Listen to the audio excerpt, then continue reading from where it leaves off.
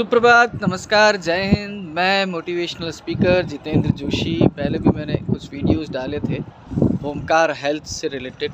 मेरे चैनल का नाम है, बट जैसा नाम है ओमकार, तो उसी से रिलेटेड हम कुछ ना कुछ वीडियोस आपके लिए डालते रहेंगे।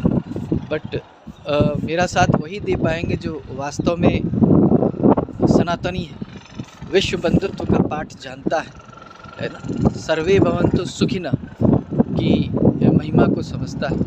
आज मैं एक ऐसे टेरेस पर हूँ जो अपने जयपुर में बहुत बड़ी यूनिवर्सिटी है, और वहाँ से ही मुझे आपसे बात करने की इच्छा हुई। तो मैं आज आपसे बात करने जा रहा हूँ। मैं यहाँ इसलिए आया हूँ कि मुझे इस यूनिवर्सिटी में पीएचडी करनी है ना। तो मैंने लघु शोध किया है विवेकानंद जी पर, और पीएचडी भी मैं या तो विवेकानंद जी पे ही करूँगा या भारतीय संस्कृति, संत और कानून व्यवस्था, ये मेरा टॉपिक रहेगा। तो मैं बड़ा अभिभूत हूँ, आश्चर्यचकित हूँ कि मैं इसी रिलेटिव शोध के लिए बहुत सारे संतों के आश्रम में गया।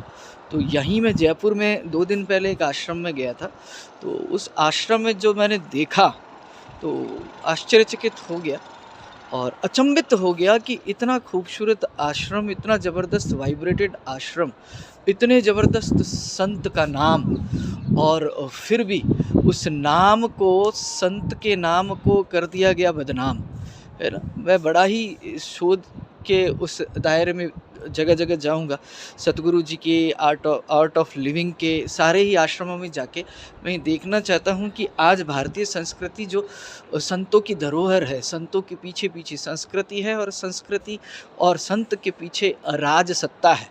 लेकिन बड़ी ही विडंबना है कि राज सत्ता और संतों पर कुठाराघात करके, विशेषकर भारतीय संस्कृति के संतों को, पादरी और मौलवी की तो बात ही नहीं कर रहा हूँ, उन पे तो कोई अंगुली उठाए तो पता चल जाए कि उनको किस तरह से मतलब प्रताड़ित किया जा रहा है ना।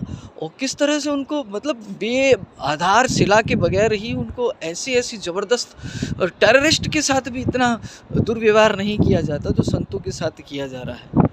मैं किसी का खंडन मंडन या किसी की तारीफ़ नहीं कर रहा हूँ, मैं एक न्यूट्रल बात आपको बता रहा हूँ। मैंने डेरा सच्चा सौदे को भी देखा है, और उनकी एक जो मैंने खासियत देखी है कि ब्लड डोनेट करने वाली संस्था मैंने ऐसी नहीं देखी। तो लोग बुरा जो देखन मैं चला बुरा न मिलियो कोई जानते हैं, मानते हैं, लेकिन उसको जीवन में उतारते नहीं हैं, लोगों पर उंगली करते हैं, और विशेषकर संतों पर।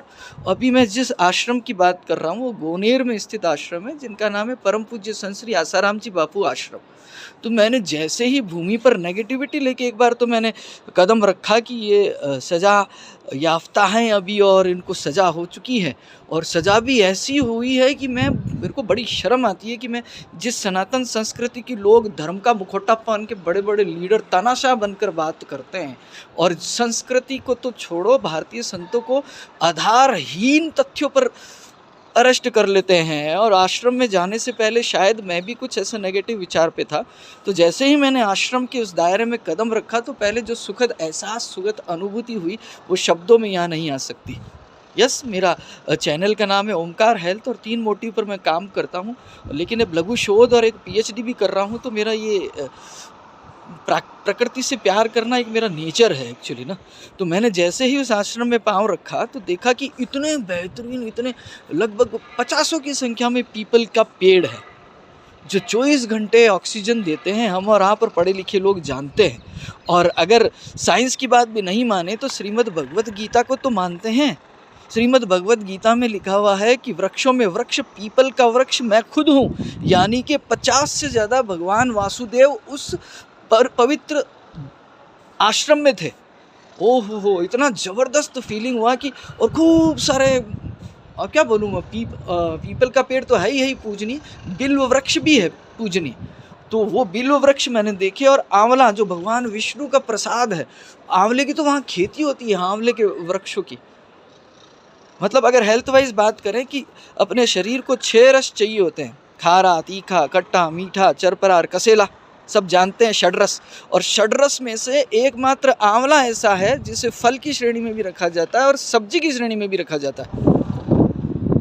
एकमात्र वो एक आंवला ऐसा है जो भगवान विष्णु का मैथोलॉजिकल दृष्टिकोण से प्रसाद कहा जाता है। चलो प्रसाद नहीं भी मानो, लेकिन एक चीज़ तो मानना पड़ेगा कि 200 अंडों जितना कैल्शियम होता है उस आंवले में, और 5-5 रस अगर किसी फल या किसी सब्जी के अंदर हैं तो वो है आंवला।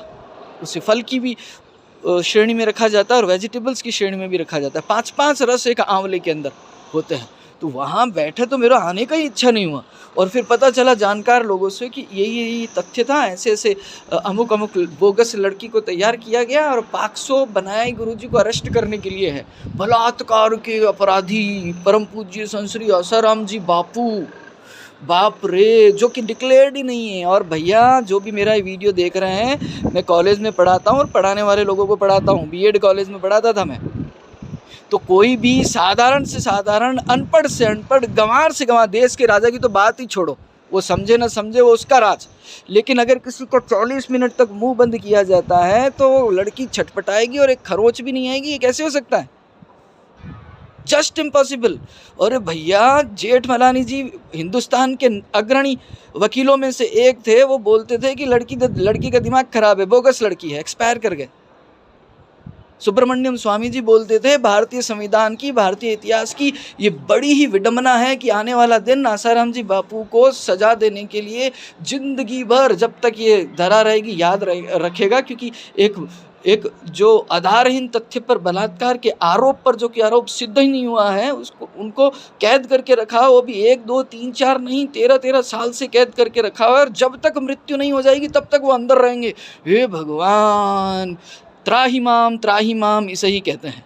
मुझे तो अगर जो भी राजा हैं इस देश के, मैं भी, मेरा जन्म ही एक ऐसी संस्था में हुआ है, उनकी गोद में, जो आज भी हिंदुस्तान में सबसे बड़ी देशभक्ति की संस्था मानी जाती है। मैं किसी संस्था का नाम नहीं लेना चाहता हूँ, समझने वाले समझ गए।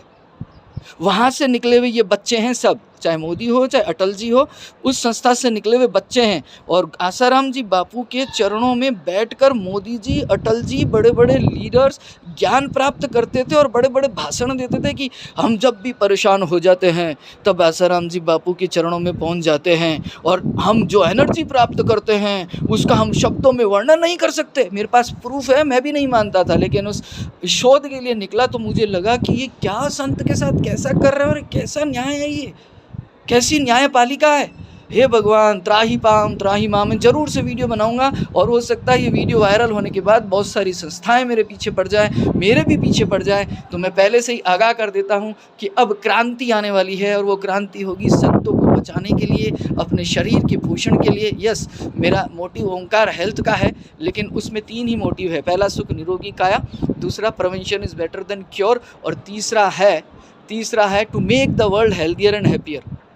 तो मैं दिशा विहीन नहीं हूँ, मैं दिशा पे ही बात कर रहा हूँ। अगर कोई भी राज सत्ता धर्म सत्ता से आगे आएगी तो बहुत सारी पार्टियाँ नेस्तनाबूद हो रही है, उजड़ रही है, ख़त्म हो रही है। चाहे कोई भी हिटलर, कोई भी तानाशाह देश का राजा हो, उसने अगर संत की कृपा को नहीं पहचाना और उसकी रक्षा के लिए कदम नहीं उठाए तो उस पार्टी का भी वही हाल होगा जो बहुत सारी विदेशी महिलाएं होती है ना। अंग्रेजों भारत छोड़ो गांधी ने कहा था, और आसाराम जी बापू ने कहा था सोनिया भारत छोड़।